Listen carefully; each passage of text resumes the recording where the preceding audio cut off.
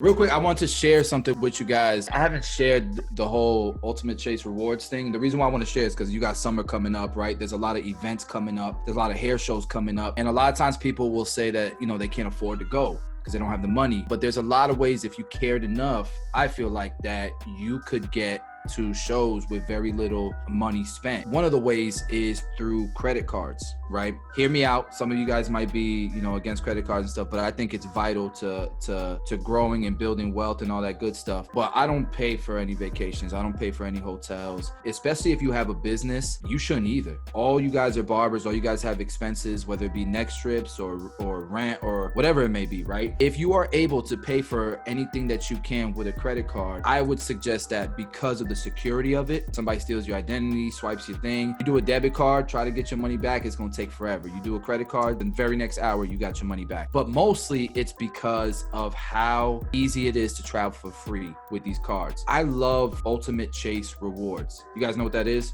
Any of y'all got Ultimate Chase Rewards? You got it? With businesses, right? Anything, for example, like your cable, your Wi-Fi or something in the shop, that's a write-off, right? You pay that with your credit cards. If you could pay your rent somehow, maybe the shop owner takes Cash App or something, use your credit card because you can write that off. But you're also collecting, like, let's say you pay $200 a week in rent, that's $800 a month that you can collect points on and also write off, right? And the reason why I'm saying that this is dope is because it adds up. So everything that you spend is according to category. I'm gonna show you guys what I'm talking about.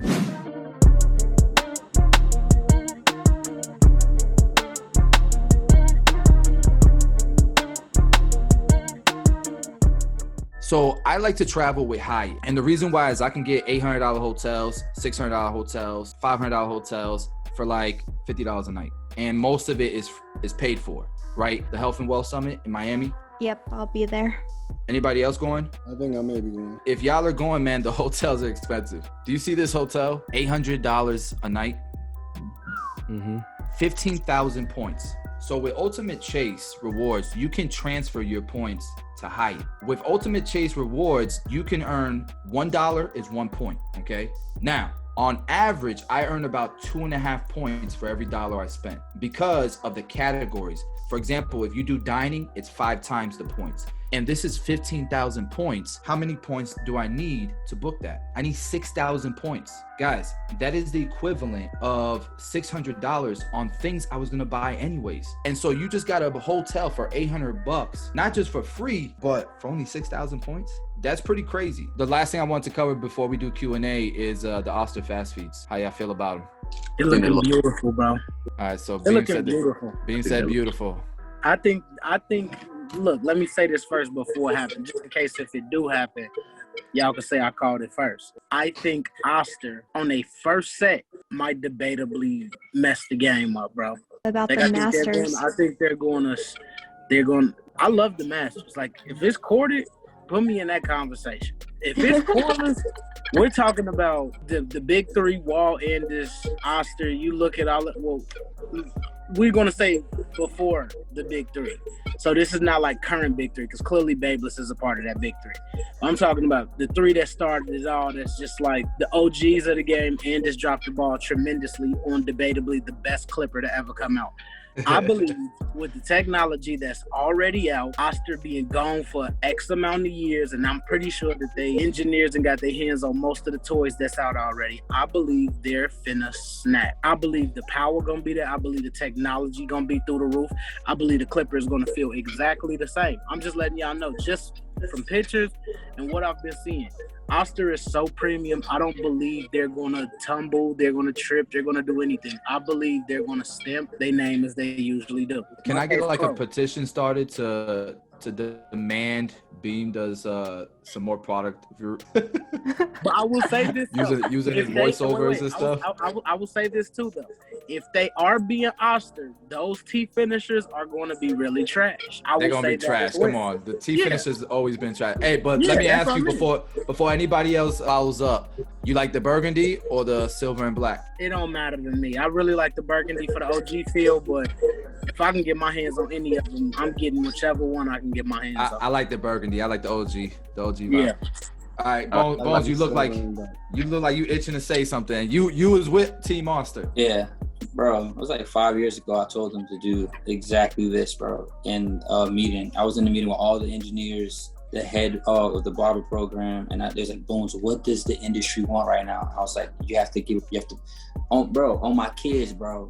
I told them, this is before any company came out with this. I said, you have to come out with a pair of clippers that are gold, because barbers love gold. They'll go crazy for that shit. That's why I had that custom pair of fast feeds that were all gold from Oster. Their teeth finishes are going to be trash. That's a guarantee. The 76ers, I'm kind of on the fence. I want to see if they use the same manufacturer as the people that they use for the Octanes, because the Octanes and the 76ers are two different manufacturers. That's why the Octanes are so much more expensive, because of the carbon fiber that's on them. Now, the fast feeds, I'm not so excited about, because that was my main request, was a wireless pair of fast feeds, and they told me it is impossible for them to put the motor that they have in the fast feeds in a wireless clipper. Oh, so it's not gonna be the pivot motor.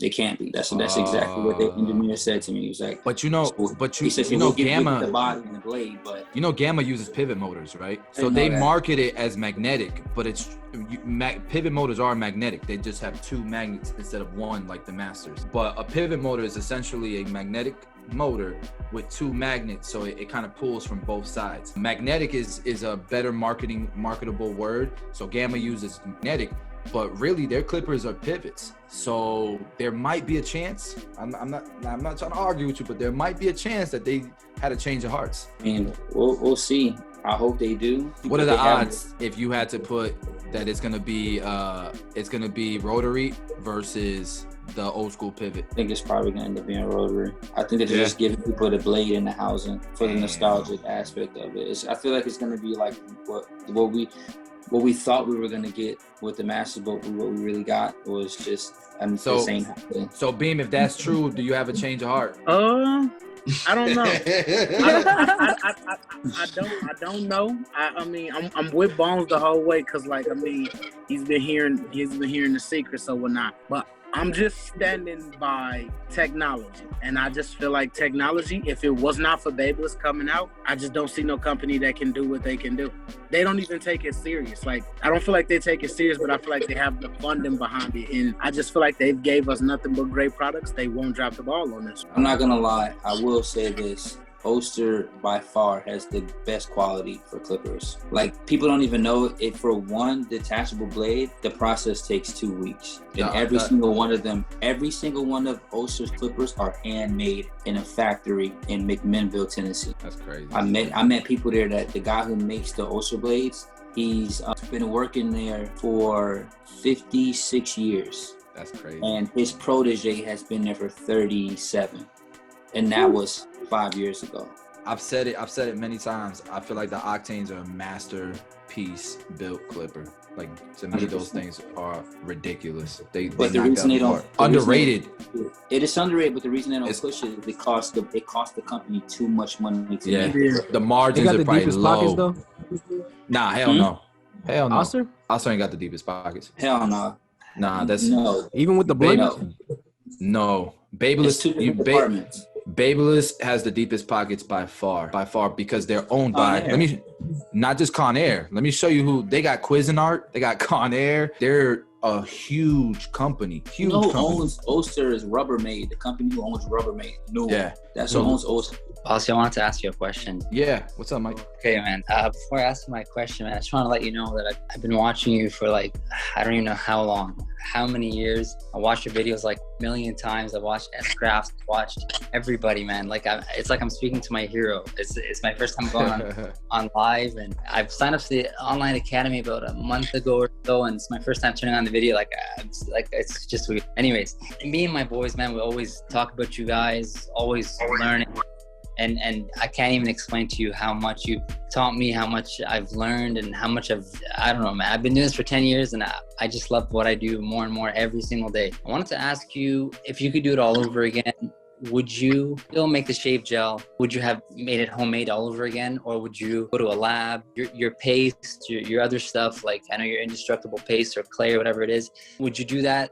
Or how did you do that actually? Is it like, did you do it at the shop with the boys and you guys figure out the formula? Because I thought I saw a post about the shave gel, but I want to know if that's a little too time consuming, or did you go to a lab for that? Or did you go to China and have your people there, the engineers do that for you? No, I'll try to answer it pretty quick, but still give you, as much value as I can. Yeah. You could do a whole keynote on just that topic. Long story short, man, I would 100% do it the same way all over again, because there's some pitfalls that I avoided that I didn't know about when I was getting started. A lot of people will go through a contract manufacturer, and what they typically will do is say, hey, I want a product like this, I want to smell like this, and I want to have this much hold, and then this is the kind of packaging that I want. And what typically happens when you do that is you're pretty much using the contract manufacturer's formulations, and they're just tweaking it here and there. Guess who owns that formulation? Not you. The factory owns it. So if the brand does really, really well and something happens with the factory, the contract manufacturer, they don't want to work with you no more, or all of a sudden they start doing spin-offs of it and all of a sudden your product ends up on Alibaba, that's why, and you have no power over it. And I didn't know that until we started looking for contract manufacturers, because we needed to scale. At some point, you can only make so many shave gels in your backyard with a hand pump and a drill. Yeah, of course. So your paste and clay and everything else, was that made like you guys? No. So I learned how to make all that stuff, but there was no way that I could, something like that, paste and clays, you need hot and cold phases. In order to do that at scale, you need to have some pretty big machines, some drums that can do hot and cold phases, right? And so actually the first time we went to China, that's what we went to go do. We were out there for 2 weeks. We decided we were gonna go to factories to see what they were doing as well. Is everybody going to CT, or who's sitting that out? Yeah, I haven't bought my ticket yet, bro. I was about to book my hotel tonight, to be real with you. You staying at the casino? Yeah, I'm not staying nowhere else. I'm trying to go downstairs and go back upstairs. What do we got at the CT? Is pretty much like the first show, right? The first actual show, and then like just some big, yeah, we got some classes and stuff like that. Everything else is October, September, or October, right? Now, pretty much once CT hits, it's like go time as far as the shows. I was looking over the Grammys. Who should be nominated? So I had a voice, and like, hey, have you heard of this guy? What about this one? I feel like they added some people that maybe normally would be overlooked. So we got here Educator of the Year, Andy Authentic, Barber Josh, I Like to Cut Hair, Oliver Colt, and Popular Nobody. Have you guys took any of their classes? I just know one person. I've taken one person. I take Josh's class. I probably have to go with that boy Josh, man. I'm not gonna lie to y'all about this one. This one bothers the hell out of me. Entrepreneur of the Year. Yeah, that's because it's 2 years in a row that we have the Grammys. Boy, man. Obviously, we're biased here, but let's just be real. All right, let's sit for a second and look. Who of these people do we actually know, and what is their product that is attached to? And do you use their product? That fourth one, he's from Brazil. I know that, but the Spot Barbershop. What products does he have? Listen to this. So the Spot Barbershop, they're based out of Fort Lauderdale, Miami area, and none of them are barbers. They're all like lawyers and real estate agents. It's like 8 of them that came together and opened up like 7 or 8 barbershops. They actually hit me up to try to franchise me. They wanted me, instead of doing Cure, they wanted me to do a spot with them. I was like, nah, I'm straight. So they're not even barbers. Like none of them are barbers. So the leader of the most innovative company in the world is not on there. I feel like we should be upset about this. So like the first, all right. So like the first, what are we gonna do? We're gonna strike. We can't. No, we're gonna pull a Kanye, bro. Now this right here is garbage.